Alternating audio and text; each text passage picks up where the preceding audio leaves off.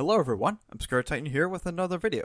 This will be a follow-up to one of my previous videos related to knowing the facts about Megatronic Legacy. So let's go. Fact number 1. Galvatron was initially not going to be in until Galvatron wasn't going to appear in the series, considering that it was just going to be Megatron alone and that would be enough. But then it's decided that Galvatron would be included later on, but not exactly like how we often see him as, and it won't be Megatron. Hackatron was revealed thrice in my Galvatron's Revenge video, the movie trailer to Neighborhood Crisis 2, and its second preview clip. It shows him with green eyes and red armor. It's hard to say if there will be a direct Galvatron upgrade, but Hakan already implying that he is taking that role would spice things up a bit. Fact number 2. There were going to be 4 Unicrons. The Great Unicron Legacy had not 1, not 2, but 4 Unicrons. Imagine if you had the 4 Horsemen of the Apocalypse, except they're all Planet Eaters. The roles were largely universally similar, but through different color schemes and elements. I initially wanted to try a similar idea for the series. However, I've been working with the inclusion of the Halo factors as they serve the purpose of storing light and dark energon sources for their deities, Primus and Unicron. So the idea got scrapped. And the result is only 1 Unicron, 1 Primus, and 8 Halo factories, 4 for each deity. Fact number 3. Mogulu's genetic connections to Nasty Nork. If you saw Akuma, or even Neighborhood Crisis 1's epilogues, you'll notice specific details on Mogulu. For one, her eyes don't match alongside her genie companions. She has black slivers in her green eyes, as opposed to her genie friends having white ones. Another is her skin tone being a pale light olive green, and you also notice that she has long pointy ears. Pointy ears could reside in literally every fictional race, but so do Norks. Nasty Nork also has light green underbelly. There is no official confirmation if Mogulu and Nasty Nork are genetically connected, but some genetic connections could still occur even with race mixing in mind. But one last detail to mention is the gemstone on her face, at least on the right side. It's obscured by her front hairpiece, and concept art shows Mogulu's crescent moon gemstone embedded into the right side of her face, making her effectively a one-eyed half-Nork. Fact number 4. Megatronic Legacy has always been stuck in Blender 3.0.0 since late 2021. The funny thing is, I tend to update versions of Blender back in 2020 and 2021, but following December 2021, I stuck to Blender 3.0.0. Ever since then, I stuck with it for creating models and scenes for the Megatronic Legacy movies. This also extends to Zenectic Exodus and Zugitos, though it's unknown if I plan to use updated versions of Blender. Fact number 5. Senator Zurg is similar to Sidorak. If you saw Copy Phasma and Neighborhood Crisis 1, you'll notice how Senator Zurg is often portrayed.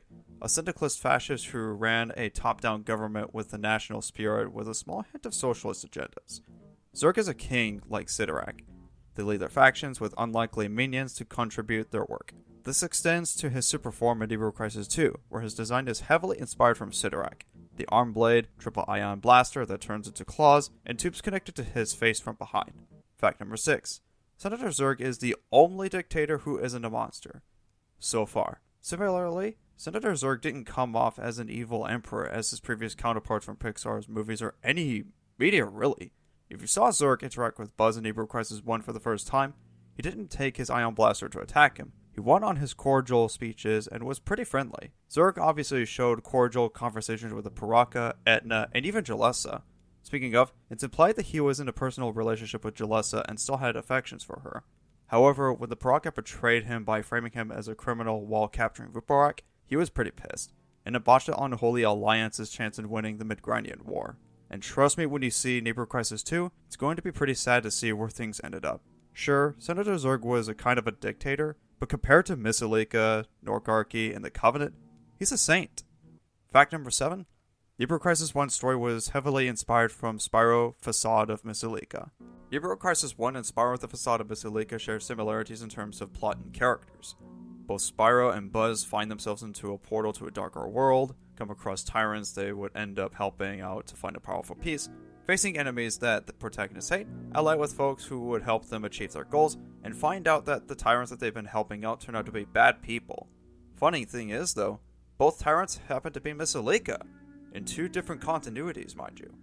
Fact number 8. The Quartz characters were inspired from Steven Universe. Jalessa, Harness, and Senator Ruby are all inspired from Steven Universe. It's odd considering I'm not even big on Steven Universe, at least when it comes to the storyline we ended up with officially. I do however admire the ideas Rebecca Sugar dished out before official completion. the characters made as gems and utilizing their abilities when combining together. Though none of the elements in Steven Universe were utilized, they do carry gems in themselves. Harness has a yellow gemstone on her crown, which could be seen as part of her body.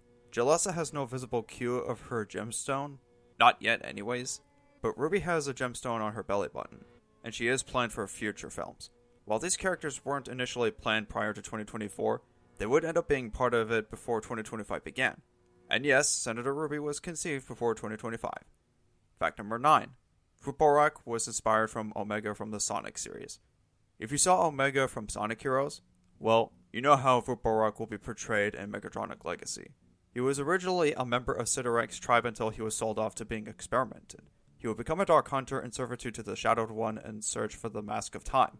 He was a prominent character in Bionicle's Time Trap. In Megatronic Legacy, it's similar, except after his horrid experimentation, he became a servant to Senator Zurg until he switched his allegiance to Lieutenant Etna following Kami-Phasma Part 2 and onwards.